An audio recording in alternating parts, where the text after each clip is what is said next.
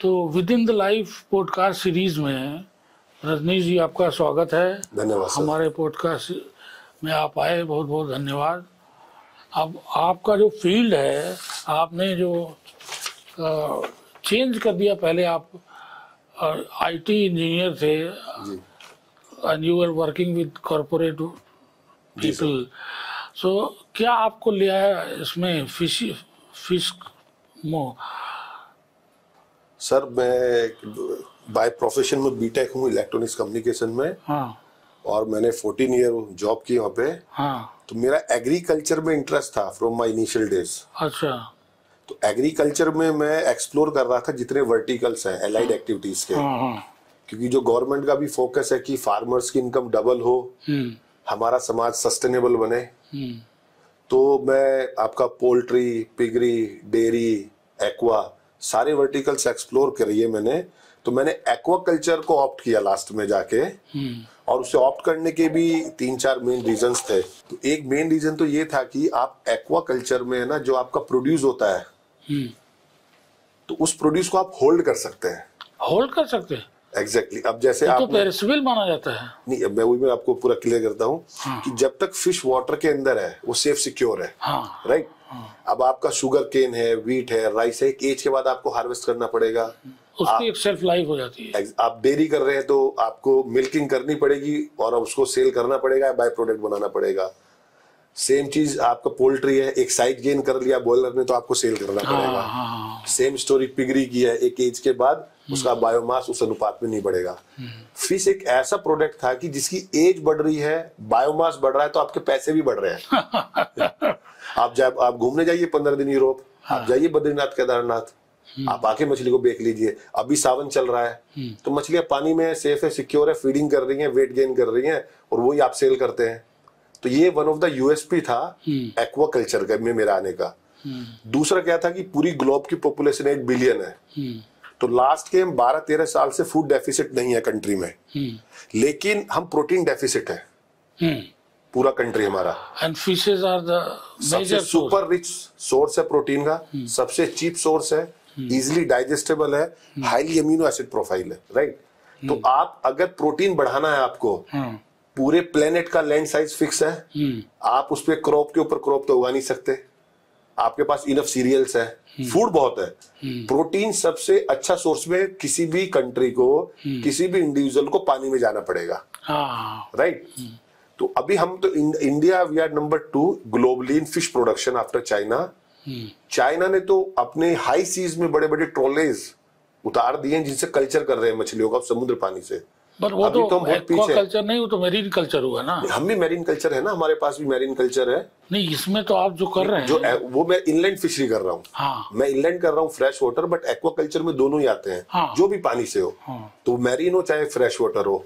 मैं यूपी में करता हूँ तो यूपी लैंडलॉक्ड स्टेट है।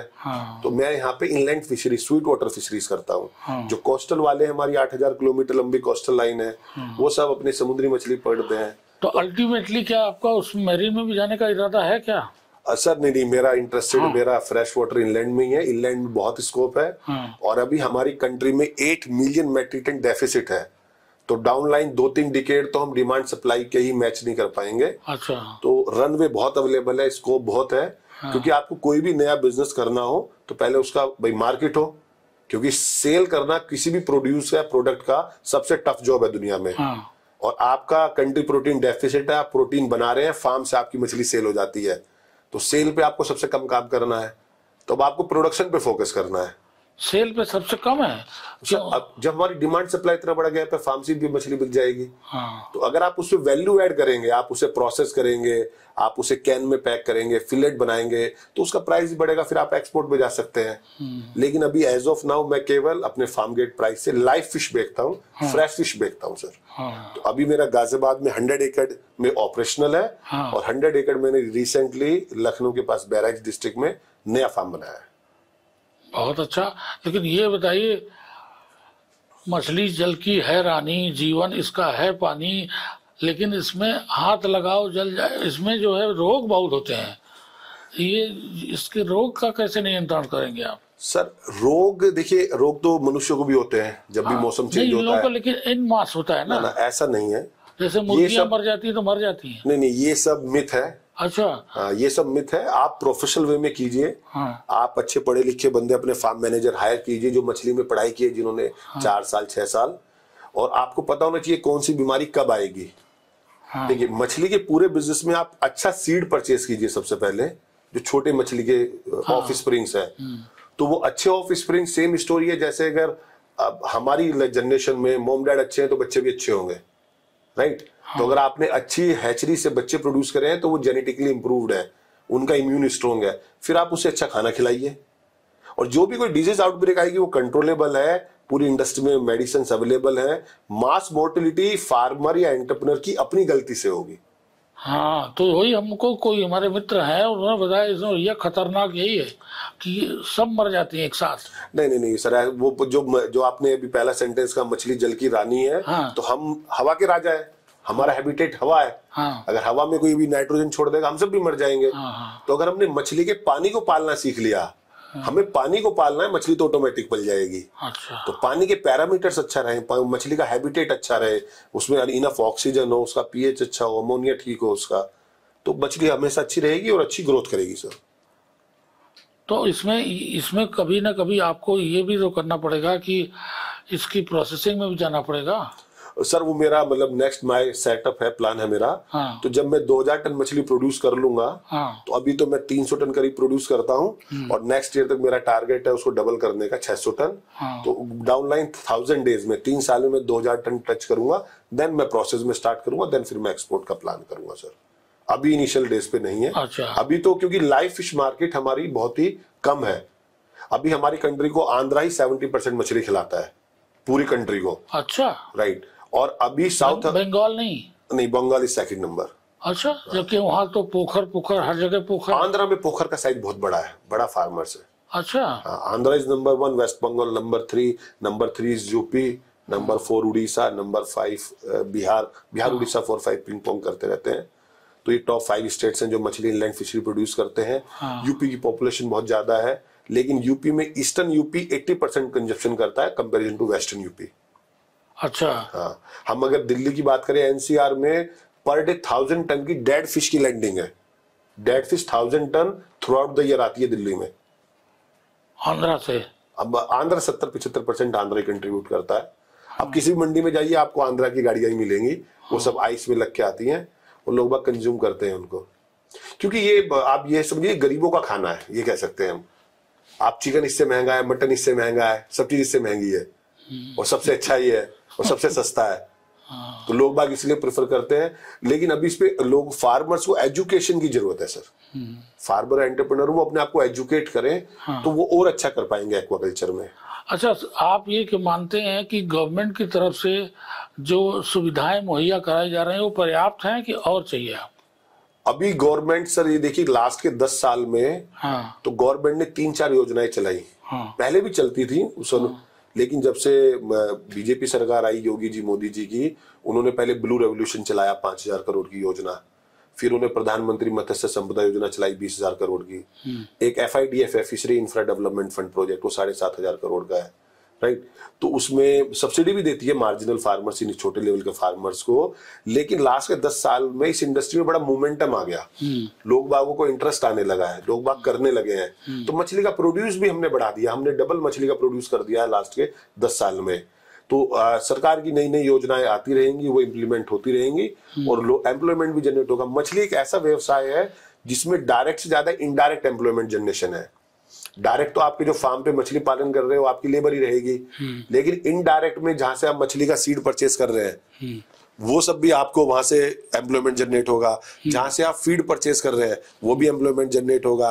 मेडिसिन का आप घर में बनाओगे तो कुक भी एक एम्प्लॉयमेंट है, ड्राइवर लेके आएगा वो भी एक एम्प्लॉयमेंट है, रिटेलर है वो भी एक एम्प्लॉयमेंट है, होलसेल है वो भी एक एम्प्लॉयमेंट है। तो डायरेक्ट से ज्यादा इनडायरेक्ट एम्प्लॉयमेंट जनरेट हो रहा है इस इंडस्ट्री कुछ से। ना कुछ हमको ये भी लग रहा है कि ये जो है हम लोगों के जो सनातन धर्म से मेल जोल खाती है मछली का, जो कि चिकन वाला जो है जी जी। वो थोड़ा सा घृणा का वो है सनातन में। लेकिन शायद ये एक्सेप्ट होता है क्या मछली, क्योंकि बंगाल में और बिहार में खाई जाती है। नहीं वो तो सर आप वो तो देखिए कि कुछ स्टेट्स, इंडिया का भी हमारा average per capita consumption 12 KG है, ग्लोबली वो 22 केजी है। तो मतलब कि एक साल में इंडिया से बाहर एक मनुष्य एक साल में 22 किलो मछली खाता है अपनी बॉडी की प्रोटीन को मेंटेन करने के लिए। इंडिया वाले भी 12 केजी खा रहे हैं, तो अभी हमें डबल करने में 10 साल लग जाएंगे। तो सबसे भाई अगर दोनों की मैं न्यूट्रिशनल वैल्यू कंपेयर करूं, चिकन की फिश की, तो फिश तो फार अहेड है, उसमें कोई शक नहीं है। फिश हमेशा बहुत अच्छी रहेगी। और सबसे अच्छी बात है फिश नेचुरल है, ऑर्गेनिक है। आप जो बॉयलर है उसको तो आप क्या खिला रहे हैं, वो तो आप 35 दिन में 2 किलो 3 किलो का कर ले रहे हैं। लेकिन मछली तो पानी के अंदर है, वो तो अपनी एज के हिसाब से ही बढ़ेगी। उसे ऐसा नहीं हो सकता कि आज मैं उसे डबल फीडिंग करा दूंगा तो कल वो डबल साइज की हो जाएगी। और अच्छा, ऐसा नहीं है ना ना ना सर, मछली की लाइफ साइकिल के हिसाब से बढ़ेगी। अच्छा, मतलब सेम स्टोरी जैसे अपनी लाइफ है। मेरा छोटा बेबी है तो पहले वो केवल सेरेलैक खाएगा, फिर वो एप्पल खाएगा, फिर हाफ चपाती खाएगा। ऐसी मछली की लाइफ साइकिल है। वो पहले 5 ग्राम दाना खाएगी, फिर 10 ग्राम खाएगी। जैसे उसके बॉडी का वेट गेन होता रहेगा उसी रेशो में वो फीड इनटेक करेगी, उसी रेशो में वो अपना बायोमास गेन करेगी। तो ये इंटरेस्टिंग है। तो उसको आपने थोड़ा सा फर्क कर दिया कि ब्रॉयलर जो चिकन है उससे ये फर्क है। एग्जैक्टली क्योंकि उसको हम लोग मोटा कर सकते हैं, ये ज्यादा वजनी कर सकते हैं, बकरे को ज्यादा वजनी कर सकते हैं। एक्चुअली पोल्ट्री में जेनेटिकली इंप्रूव ग्लोबली बहुत बड़ा काम हुआ है। एक्वाकल्चर अभी अनऑर्गेनाइज सेक्टर है, पोल्ट्री भी ऑर्गेनाइज सेक्टर है। उसमें बड़े बड़े प्लेयर्स हैं मार्केट में, चाहे वो आईबी ग्रुप है, वेंकी है, स्काईलार्क है। वो करोड़ों में मुर्गियां पालते हैं। तो उनके पास उतना इंफ्रा है, सेटअप है, जो उन्होंने उसके जेनेटिकली इंप्रूवमेंट पे काम किया है। फिश अभी उस मामले में बहुत पीछे है। सबसे ज्यादा अनएजुकेटेड आदमी है इस इंडस्ट्री में। ये तो ये योजनाएं आई, गवर्नमेंट का रिवोल्यूशन हुआ, 2020 में कोरोना आ गया, सब घर बैठ गए, लोगों का एग्रीकल्चर में इंटरेस्ट क्रिएट होने लगा कि कुछ नया वर्टिकल क्रिएट करते हैं। अच्छा, ये भी आप रजनीश जी मानते हैं कि इसमें आपका फिश जो है, जो लैंड जो है जैसे ऑक्यूपाइड कर लेते हैं ज्यादा, आप ऐसा तो नहीं है जैसे कि आप कितना हेक्टेयर जमीन आपको उतना बेकार हो गई, खेती योग्य नहीं रहेगी ना जब आपने उसमें झील या पॉन्ड या कर दिया। सर मछली है ना पूरे ग्लोबली जनरली 5 पद्धतियों पे पाली जाती है। हम इंडिया में सबसे ज्यादा पॉन्ड फार्मिंग करते हैं क्योंकि हमारे पास लैंड भी काफी है और पानी भी इनफ है। मछली के लिए ज्यादातर प्रेफरेबली हम लो लाइंग लैंड, जहां पे खेती नहीं होती, पानी भर जाता है, अच्छा। वो हम प्रेफरेबल करते हैं। तो वो तो लैंड यूज हो गई हमारी, हमने अच्छा। प्रोटीन प्रोड्यूस कर लिया उस एरिया से। हाँ। जो किसान अपनी लैंड में करते हैं, दूसरा ऑप्शन ये है, तो वो तो अपने पोखर बनाए और उससे लैंड कभी खराब नहीं होती, लैंड फर्टाइल ही होती है। क्योंकि जो मछली एक्सक्रीट आपूर्ति करती है वही तो मैन्योर ही है ना आपका, वो खाद ही है। मछली एक ऐसा व्यवसाय है कि जो ऑपरेशनल कॉस्ट सेंट्रिक बिजनेस है। कल आपको मछली नहीं करनी तो बंद कर दीजिए, चले जाइए न्यूजीलैंड घूमने, वही बिजनेस कर लेना, डेयरी फार्मिंग। लेकिन आप पोल्ट्री में 5 करोड़ लगा के कैसे न्यूजीलैंड जाएंगे? आप नहीं जा सकते। आप इंडिया जो हाईटेक देश है या डेवलप कंट्रीज है, चाहे वो यूरोप है, इजराइल है, पोलैंड है, कोई भी है, वहां पे सब हम रिसर्कुलेटरी एक्वाकल्चर सिस्टम पे फिश पालन करते हैं। क्योंकि उनके पास ना लैंड है ना बहुत ज्यादा वाटर है, तो हम उसी पानी को n नंबर ऑफ ईयर्स के लिए सर्कुलेट करते रहते हैं और उसी में मछली का पालन करते हैं। वो दूसरी प्रजाति की मछलियां पालते हैं। रजनीश जी, एक हमारी उत्सुकता बचपन से रही है। जब मैं मेरे लिए जो मैंने आईएएस का जब इम्तिहान दिया था, मैंने बोर्ड में एक क्वेश्चन पूछा गया था एक्वाकल्चर के बारे में जी। तो वो मल्टी लेयर फार्मिंग के बारे में पूछा गया था कि आप मछलियों को कई लेयर में पाल सकते हैं आप? सर एक्चुअली क्या है कि जो मछलियों की बायोलॉजी है, तो मछली की बहुत सारी प्रजातियां हैं। हमें किसी भी न्यू बिगनर को, न्यू एंटरप्रेन्योर को, न्यू फार्मर को वही मछली पालनी चाहिए जो उसके लोकल एरिया में सबसे ज्यादा कंजप्शन होता हो। अब जैसे रहू, कतला, मृगल मछलियां, उनको हम इंडियन मेजर कार्प्स बोलते हैं, वो पूरी इंडिया में 80% सबसे ज्यादा खाई जाती है। लेकिन अगर मैं यहाँ पे देसी मांगूर, सिंगी, मरल पालू, वो यहाँ नहीं खाई जा रही, वो मार्केट्स नहीं है।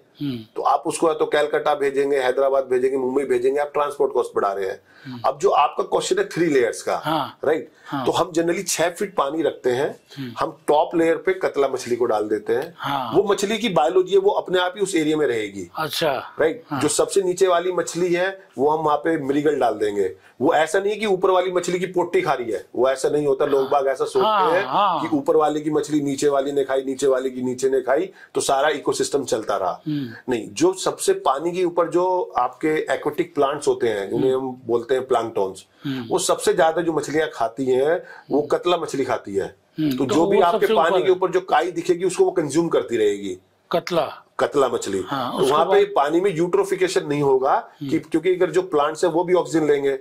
पूरा एक्वा कल्चर सिस्टम केवल 3 साइकिल्स में चलता है। एक आपने कार्बन साइकिल पढ़ी थी हमने स्कूल में सर, एक नाइट्रोजन साइकिल पढ़ी थी, एक वाटर साइकिल पढ़ी थी।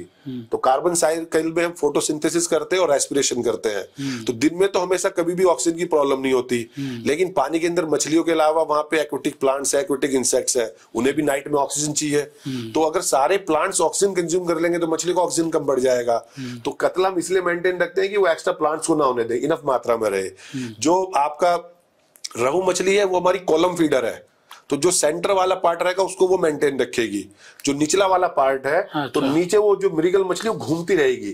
तो जो वो नीचे एक्सक्रीटा इकट्ठा हो जा रहा है, अगर वहां पे आप टर्बुलेंस से हलचल मचा देंगे तो जो भी वहां पे नाइट्रोजनस गैसेज है या अनवांटेड गैसेज है वो सब पानी से रिलीज हो जाएगी। तो नेचुरल हैबिटेट क्रिएट रहेगा। अच्छा, वो इसलिए 3 लेयर हम हमेशा डालते हैं कि तीनों मछलियां, और ये सब सेम फैमिली की हैं, तो ये आपस में खाती नहीं है, तो ये मेंटेन रखती है इकोसिस्टम को, जिससे हमारा इकोसिस्टम मेंटेन रहे और अच्छी ग्रोथ होती रहे मछलियों की। तो मतलब एक मछली दूसरे मछली को नहीं खाएगी? नहीं, अगर वो सेम फैमिली की है। हाँ। अगर आप हाईली कार्निवोरस मछली हर्बीवोरस या ओमनीवोरस के साथ छोड़ दोगे और उन्हें खाना नहीं दोगे तो खा जाएगी वो। भाई हम सर, वो आज की डेट में तो मनुष्य को खा जाएगा अगर भूखा है तो। अगर आपने उसको प्रॉपर फीडिंग करी है तो क्यों खाएगा वो। तो मतलब ऐसी आपको मालूम है कि कौन सी कार्निवोरस है, कौन सी हर्बीवोरस है, ये इस तरह से आप? सर मैंने लास्ट के 6 साल में तकरीबन 600 यूनिक फार्मर्स पढ़ा दिए हैं पूरे इंडिया से। मेरा एक यूट्यूब चैनल है PVR एक्वा करके, उस पर 900 एजुकेशनल वीडियोस है। मैं लोगों को पढ़ाता हूँ फिश फार्मिंग। हाँ। मैं बेस्ट एंटरप्रेन्योर अवार्डी हूँ भारत सरकार का।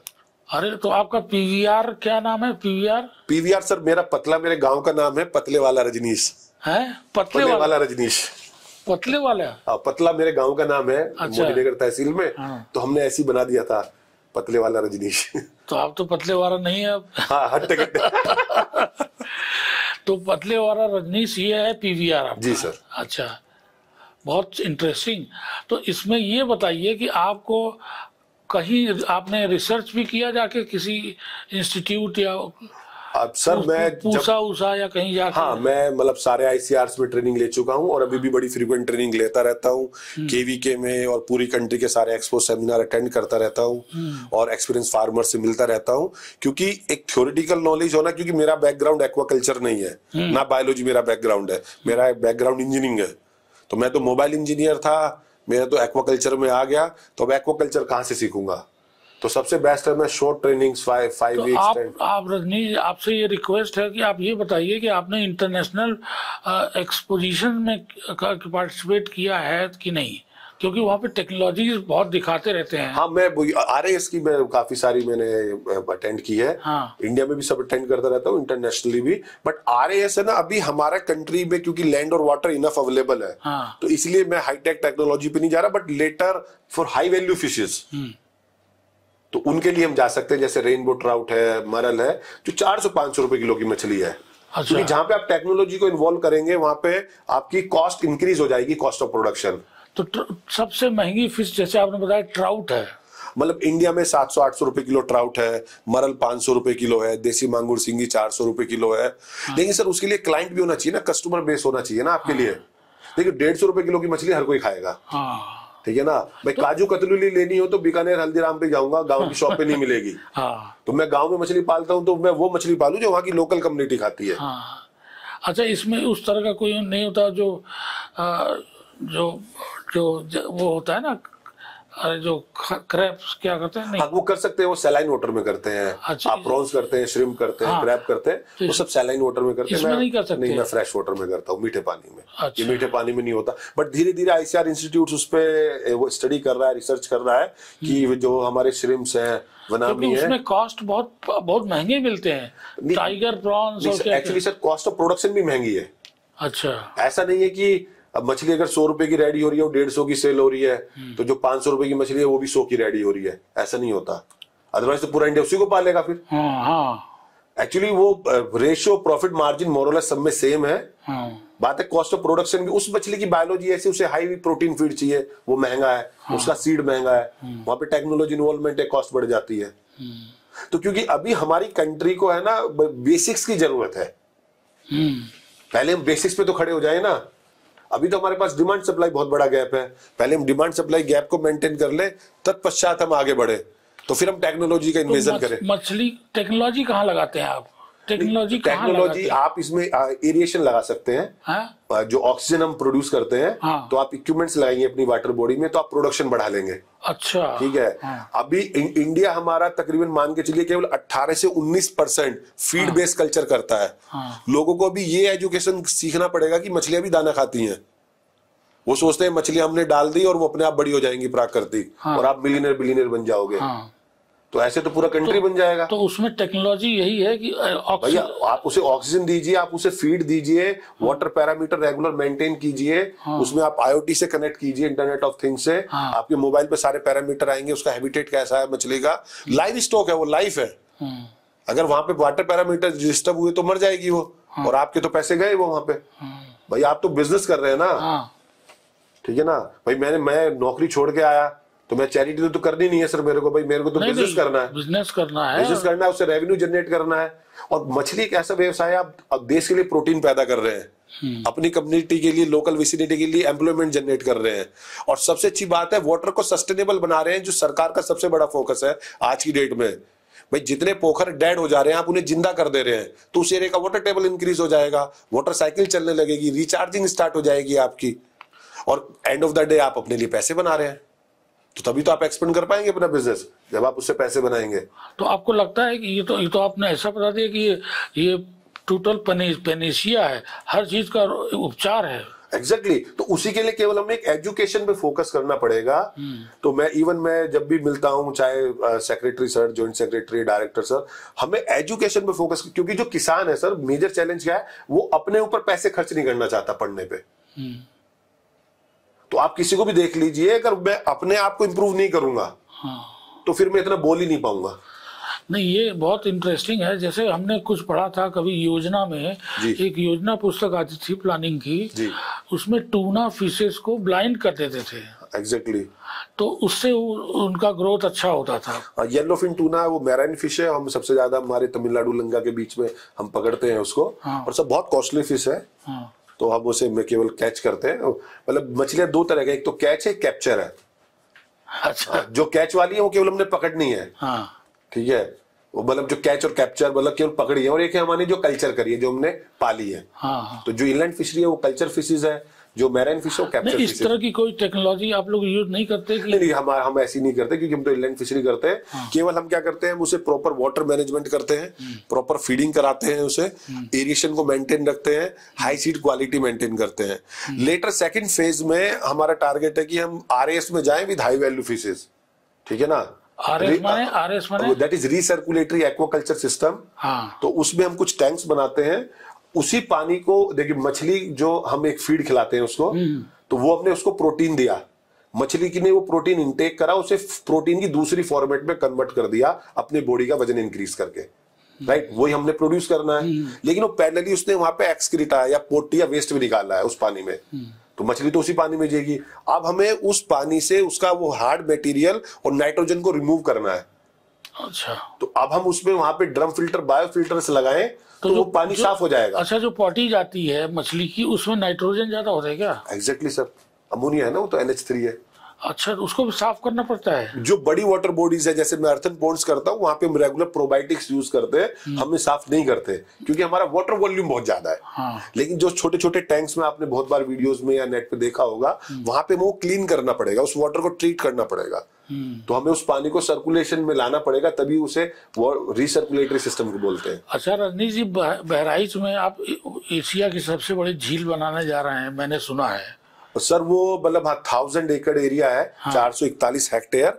तो उसमें मेरा टारगेट है कि फेज वाइज मैं उसको डेवलप करूंगा, और वहां पे फिश का कंजप्शन भी बहुत है, और हमारी लो लैंग लैंड है, और वहां पे हम एम्प्लॉयमेंट भी, हमारा विजन है कि हम समाज के लिए एम्प्लॉयमेंट भी अच्छा जनरेट करें वहां पे, और फिश प्रोड्यूस करें उस एरिया में। तो उतना पानी भरा जाएगा 1000 एकड़ में? सर वो ग्रेजुअली भरेंगे। तो वाटर के एक तो क्या है कि वो लो लैंग लैंड है, जो पानी आ जाएगा उसको हम सक कर लेंगे, कुछ कैच द रेन, और कुछ हम बोरवेल्स कराएंगे, क्योंकि गर्म सीपेज तो होता नहीं है बरसात में और सर्दी में, लेकिन गर्मियों में एवोपरेशन होगा पानी का, तो वाटर लेवल तो हमें मेंटेन रखना पड़ेगा ना उसका। जब हम वाटर लेवल मेंटेन रखेंगे उसका, तो हम टॉप अप बोरवेल से कर लेंगे। अच्छा, वहां पे वाटर टेबल काफी ऊपर है, खाली 15 फीट पे पानी है सर, बहराइच में सर। हाँ, वो पूरी यूपी का सबसे लो लैंग वाला एरिया है। हाँ, और तो हम वहाँ पे अच्छा फिश का प्रोडक्शन, हमारा विजन है, ऐसा कर रहे हैं। और ग्रेजुअली हम 3-4 और मल्टीपल लोकेशंस पे करेंगे। हमारा विजन है कि हम आसाम नॉर्थ ईस्ट में भी करें, क्योंकि वहाँ पे फिश की रिक्वायरमेंट बहुत है, अच्छा प्राइस है। हम छत्तीसगढ़ में करें, राइट। तो मल्टीपल हॉट स्पॉट्स पे हमारा विजन है, हम मछलियों को प्रोडक्शन करें और सिंगल कनेक्ट उसको वही करेंगे, एम्प्लॉयमेंट से, प्रोटीन से और वाटर रिचार्जिंग से। तो ये फिश का जो प्रोटीन है जी, उसकी क्वालिटी जो चिकन की जो आपकी वो प्रोटीन है जी, उसकी क्वालिटी से क्या ज्यादा अच्छी है? हाँ सर बिल्कुल। आप अगर उसका एकदम अमीनो एसिड प्रोफाइल पढ़ेंगे, इसेंशियल नॉन इसेंशियल, हाँ, तो वो सब फिश में नंबर 1 है। आजकल तो सब डॉक्टर रिकमेंड कर रहे हैं कि आप फिश खाइए। मतलब हमारी हेल्थ के लिए भी बहुत अच्छी है फिश, मतलब even for skin, hairs, heart, और आपकी बॉडी की एकदम इम्यून स्ट्रॉन्ग करती है। हाँ। तो ये फिश का जो ऑयल निकालते हैं, कॉड लिवर, और ये तो वहाँ मेरीन वाला हुआ। हाँ, मेरीन वाला हुआ। ये जो हमारी प्रोसेसिंग सेंटर्स होते हैं फिश के, हाँ, अब जो फिलेट बनाते हैं मछली के, हाँ, वहां से भी हम ऑयल एक्सट्रैक्ट करते हैं। अच्छा, हाँ, जो मछली का दाना मछली को खिलाते हैं उसमें भी हम फिश ऑयल की कोटिंग करते हैं। हाँ, लेकिन वो ऑयल का कंसंट्रेशन लेवल और जो हम खाते हैं वो दोनों का डिफरेंस है भाई। वो मेडिकल ग्रेड का है, तो वो हम अपनी बॉडी के लिए कंज्यूम कर रहे हैं। तो fish is very healthy food, protein food, super food समझिए उसको, तो एकदम ऐसा है। अरे हिंदू शास्त्रों में जो है वो यही मत्स्य अवतार सबसे पहला अवतार जी है। जी जी है? जी, हम लोगों को मछली से ही हम लोगों की शुरुआत हुई है। बिल्कुल सर। तो आपने तो जो ये किस्सा सुनाया बहुत अच्छा है कि मतलब मछली सब चीजों का समाधान है। इसमें एम्प्लॉयमेंट कहाँ से इतना ज्यादा हो जाएगा? एम्प्लॉयमेंट कौन करेगा? किसका एम्प्लॉयमेंट होगा? देखिए सर, एम्प्लॉयमेंट के लिए जब आप फार्म बनाएंगे तो आपको भाई मछली के लिए देख रेख के लिए उसको फीडिंग करानी है डेली बेसिस पे। मंथली आप उसको चेक करेंगे, मतलब नेट से सैंपलिंग कराएंगे कि आपने जितना दाना खिलाया मछली की उतनी ग्रोथ हुई है नहीं हुई है, ठीक है। दूसरा, उसको आप वहां पे फार्म के टेक केयर रखेंगे, फार्म मैनेजर रखेंगे। जब आप उसको सेल करेंगे तो कोई ना कोई ब्रोकर रिटेलर लेने आएगा आपसे। ब्रोकर वॉल्यूम में मछली लेके गया, जैसे मैं अपनी सेल करता हूं, मैं एक दिन में जब सेल करता हूं तो 1800 से 2000 किलो, तो ब्रोकर आता है और कैचिंग की टीम आती है 15-16 मेंबर्स, उन्हें उस दिन रोजगार मिला। फिर वो जाके कम से कम 30 रिटेलर्स को मछली दे देते हैं।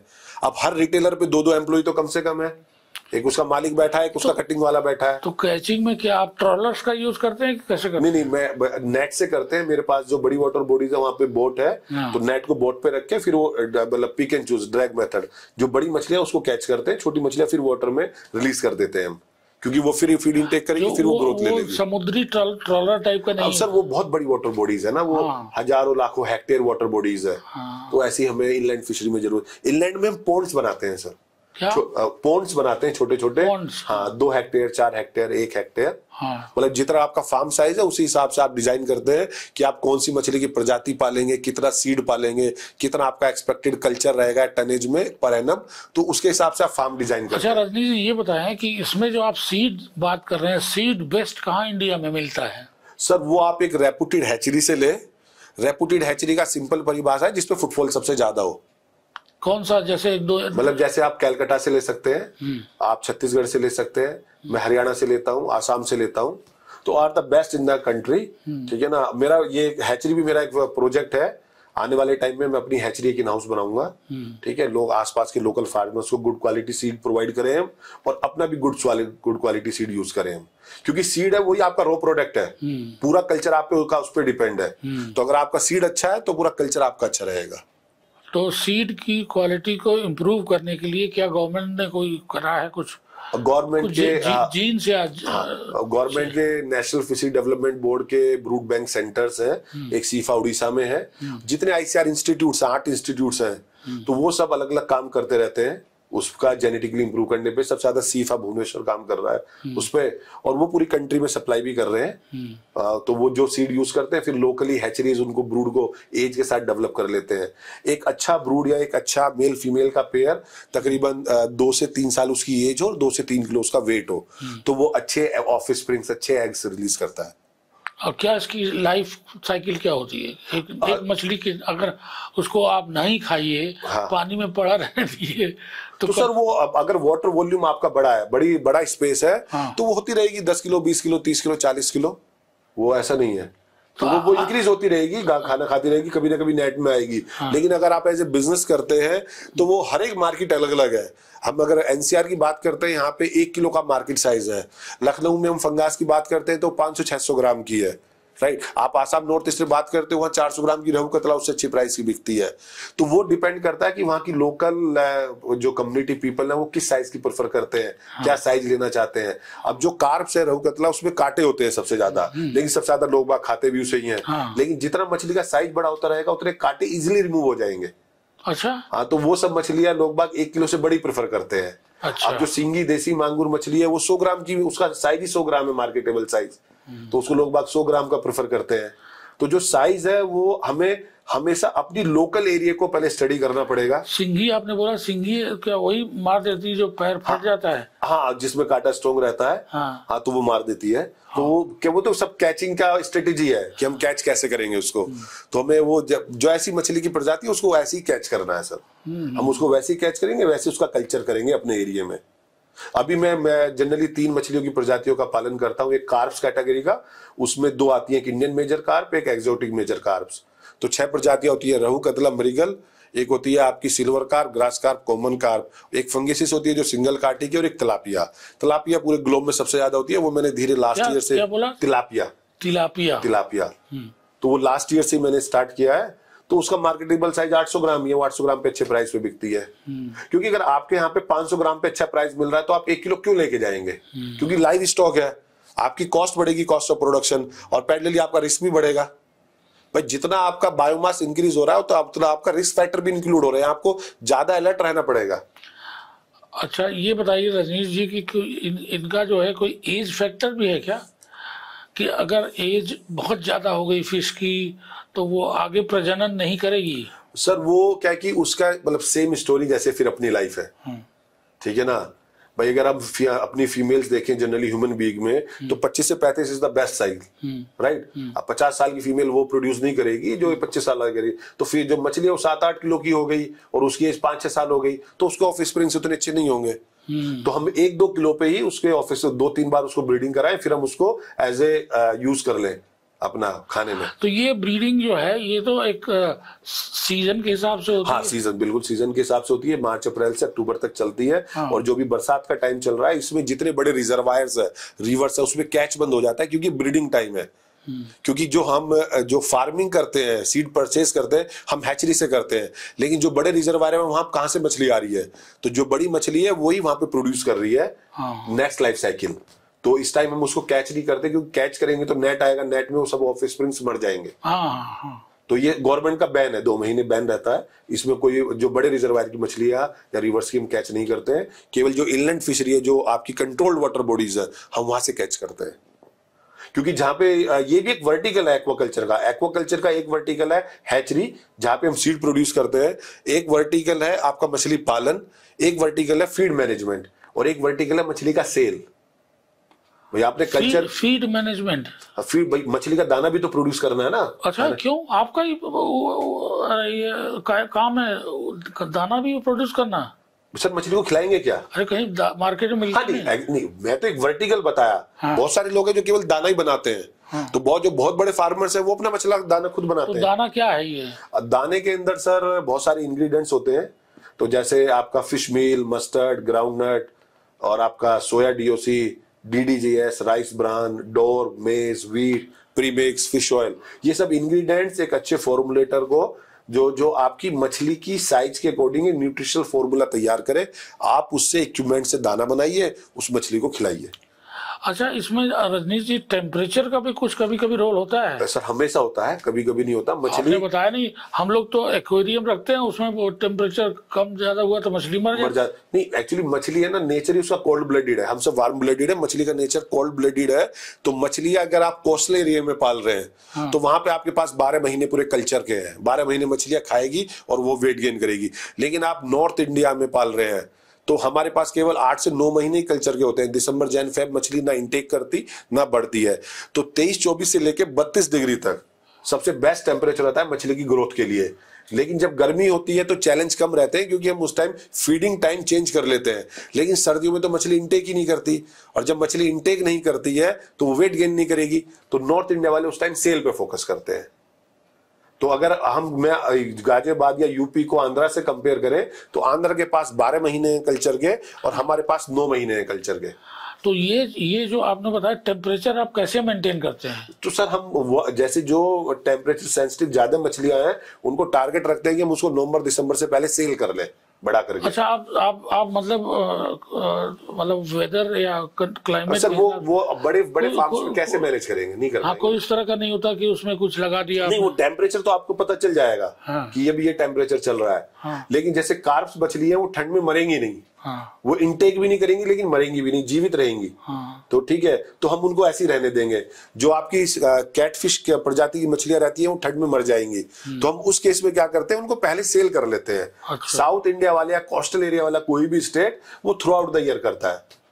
तो आपका जो ये ओवरलैप तो नहीं करेगा सीजन जो सेल्स वाला है साउथ से और आपका? सर मछली का demand supply 8 million metric ton deficit है ना। तो आप कितनी भी प्रोड्यूस कर लीजिए कोई चैलेंज ही नहीं है। और आप तो अपने लोकल एरिया में लाइव बेच रहे हैं ना, तो लाइव पे हमेशा आपको मार्जिन मिलेगा 10-15 रुपीज का एक्स्ट्रा डेड फिश के कंपैरिजन में। आंध्रा वाली मछली तो महंगी पड़ रही होगी यहाँ वालों को, मतलब वहां से ट्रांसपोर्ट कॉस्ट जो पड़ रहा है। लेकिन सर लोग बाग फ्रेश चीज ज्यादा खाते हैं ना। लेकिन जब रिक्वायरमेंट इतनी है तो अगर डेड नहीं आएंगी तो इतनी लाइव प्रोड्यूस नहीं होती, तो फिर मछली कहां से आएगी? तो मछली तो आंध्रा को कभी कोई बीट नहीं कर पाएगा। आंध्रा हमेशा उतना ही प्रोड्यूस करेगा। और पूरे एक्सेप्ट आंध्रा का आप ऐसे समझिए, आंध्रा का फार्मर सबसे छोटा फार्मर 50 एकड़ का है और रेस्ट ऑफ कंट्री का सबसे बड़ा फार्मर 50 एकड़ का है। ये आप इकोनॉमिक्स समझ लीजिए। तो आंध्रा को कैसे बीट करेंगे? नहीं कर पाएंगे सर। सबसे बढ़िया इसका मतलब फिश फार्मिंग आंध्रा में है। अब सर वहां एक्चुअली 3 डिकेड्स हो गए, 30-40 साल हो गए ना करते करते। तो उन्होंने वक्त के साथ है ना अपना स्केल बहुत बड़ा कर लिया। वो 50 एकड़ को 2 दिन में हार्वेस्ट करते हैं, क्योंकि उन्हें 2 क्रॉप निकालने का टारगेट है। ठीक है ना, क्योंकि वो नंबर्स में आ गए, वॉल्यूम में आ गए हैं। पूरी कंट्री को फिश खिलानी है उन्हें। तो जैसे वेस्टर्न यूपी में गन्ना है, आप जाइए 100 किलोमीटर तो गन्ने की खेती मिलेंगे लेफ्ट राइट। तो वहां पे आप विजयवाड़ा से जाइए किसी भी दूसरे डिस्ट्रिक्ट में, आपको लेफ्ट राइट वाटर बॉडीज ही मिलेगी, मछली तो पालन हम इसको जो पैकेजिंग का भी बहुत ध्यान देना पड़ेगा अगर आप बाहर भेजेंगे तो वो तो फिर सब प्रोसेसिंग में जाएंगे तो फिर वो पूरा आप उसका डीप ब्लास्ट करेंगे -40 पे, फिर -15 पे, पूरा सप्लाई चेन मैनेज करेंगे ना सर उसका। फिर तो आप उसको एकदम स्टैंडर्ड बनाएंगे ना। तो वो भी एक वर्टिकल है प्रोसेसिंग के लिए। तो अभी जितने प्रोसेसिंग है वो मुंबई में, कोलकाता में, गुजरात में, आंध्रा में, नॉर्थ इंडिया में प्रोसेसिंग सेंटर्स भी नहीं है क्योंकि इतनी प्रोड्यूस नहीं है। लेकिन क्या है कि अब ये इवोल्यूशन मोड में है पूरा नॉर्थ इंडिया। तो आने वाले 20-30 साल अब नॉर्थ इंडिया के हैं एक्वाकल्चर में। तो आपने जो रिवोल्यूशन मोड पे ला दिया है। हाँ, मैंने बहुत लोग ट्रेंड कर दिए हैं और लोग बाग पाल रहे हैं और धीरे धीरे ग्रो कर रहे हैं। तो रजनीश जी बहुत बहुत धन्यवाद। Thank you sir. आप आए, हम लोगों का ज्ञानवर्धन किया। Thank you sir. और हमारी जो जनता है उसको ये पता चलेगा कि आपने इवोल्यूशन को कैसे रिवोल्यूशन बना दिया है। Thanks sir. Thanks sir. बहुत बहुत धन्यवाद। आपसे कभी न कभी और बात करेंगे इसमें। हाँ sure sir, any time sir, आप जब भी जाए। Thank you so much. सब लोगों से यही अनुरोध है कि ज्यादा से ज्यादा सब्सक्राइब करें, लाइक करें और शेयर करें। धन्यवाद।